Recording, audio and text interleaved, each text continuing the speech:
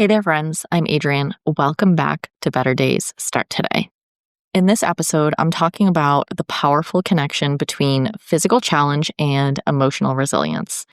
This is something that is at the foundation of why I do physical events, endurance events, challenging hikes, that sort of thing.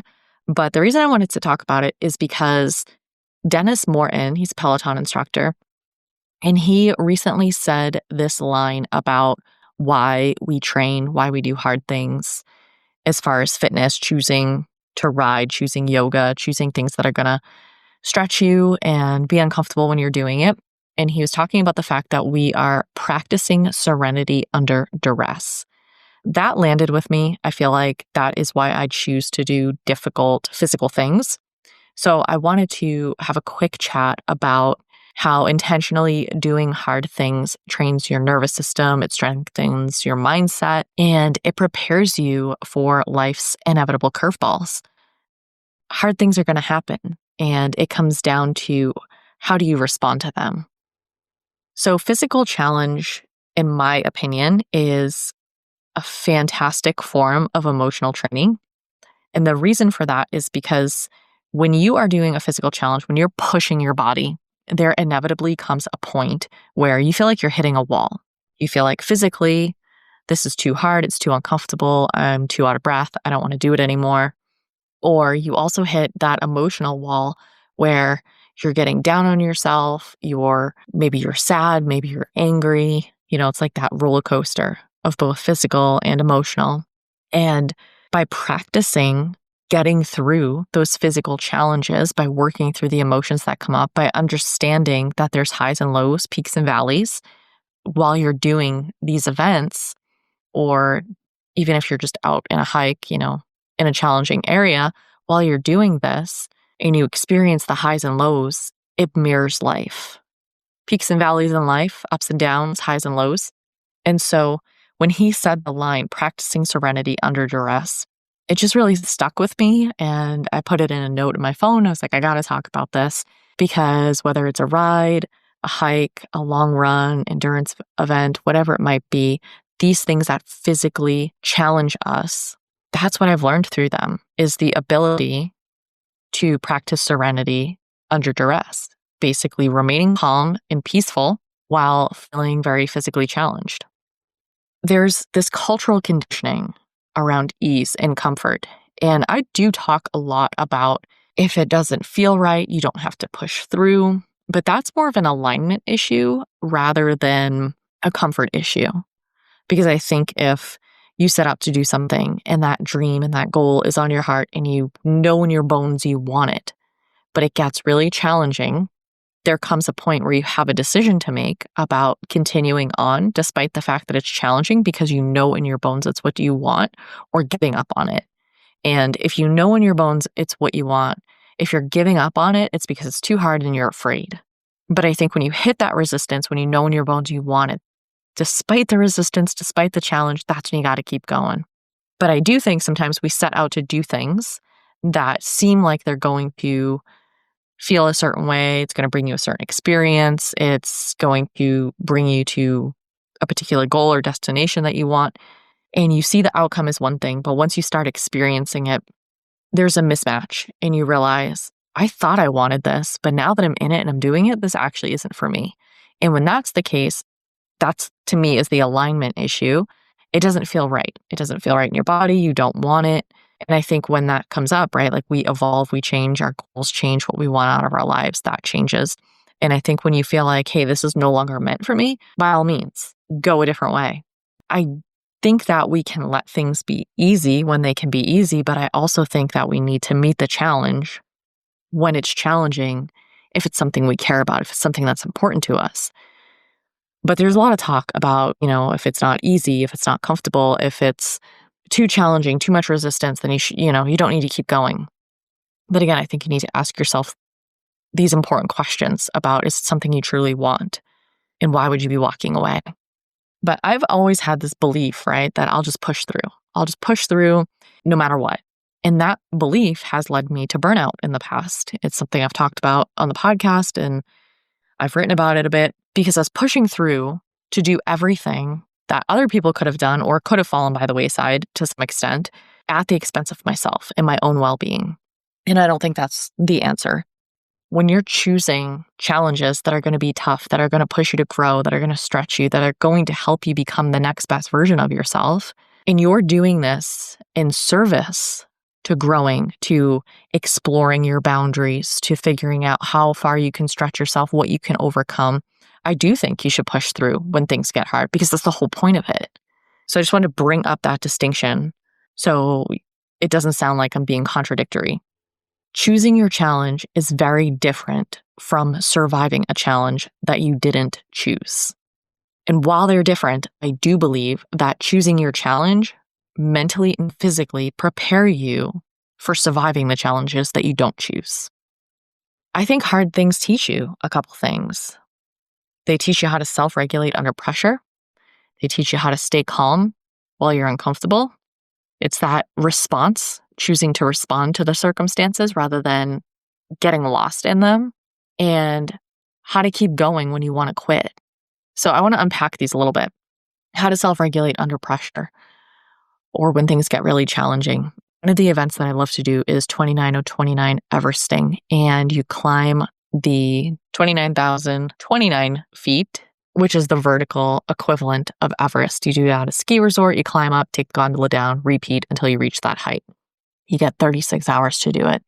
This event in particular, I love so much because no matter how well you're trained, no matter how great your plan is going in, this is a long event to sustain your energy, to sustain a positive attitude. Things are going to come up when you're on a mountain. Even though it's an event where there's aid stations and support, the weather can change on a dime where it was brutally hot and now it's torrentially downpouring, and that has happened at these events. Or where it gets super, super cold and the wind is whipping and it's absolutely freezing. So there's all these variables that are outside of your control. Despite the fact that you trained, despite the fact that you planned, each ascent is like its own independent event. You're going to have a sense where you feel like you're on top of the world. It is easy, you're cruising. I mean, not easy, but everything is rocking and rolling the way it's supposed to be. Your energy feels good. You feel like you got this. And then the next ascent, you could be wondering, like, why am I doing this? Why did I sign up for this? This is so hard. I'm in pain. You want to cry. Sometimes you do cry. You get really down on yourself. You think about the people that are passing you and, oh, this is so easy for them and it's so hard for me. And your mind starts going all over the place. And your heart's beating really fast. And you can't stop focusing on, that niggle that you have in your foot and it's bugging you. So this is where you got to self-regulate. A couple ways you could do that, right? Breathing helps. Controlling your breathing helps bring your heart rate down, helps to calm you. You can take a pause, turn around, look out over the horizon, take in the scenery. It's going to calm you down quite a bit as well. You can troubleshoot what's going on. Do you need a break? Do you need to take a pause? Do you need some food? Have you been hydrating? And you can kind of see, okay, what needs my attention and how am I going to remedy whatever's going on? This ability to look at the situation and have these spiraling thoughts, your mindset be all over the place, and be able to bring yourself back to center to keep going. So self-regulation. How to stay calm while uncomfortable. That's the second thing I mentioned. It can, be miserable when you're uncomfortable. All sorts of thoughts can go through your mind. The last event that I did specifically with 29:29 Everesting was in Whistler. And after the first ascent, it rained like the entire time. And overnight, it got so cold. I felt like my fingers weren't working, like I'm at the aid station trying to get food. I can't really pick anything up. I felt exhausted.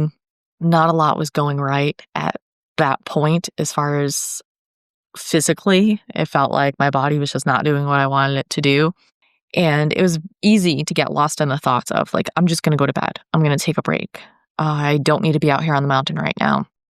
I've done enough of these events and been in enough uncomfortable situations to know, okay, I'm uncomfortable. What's uncomfortable?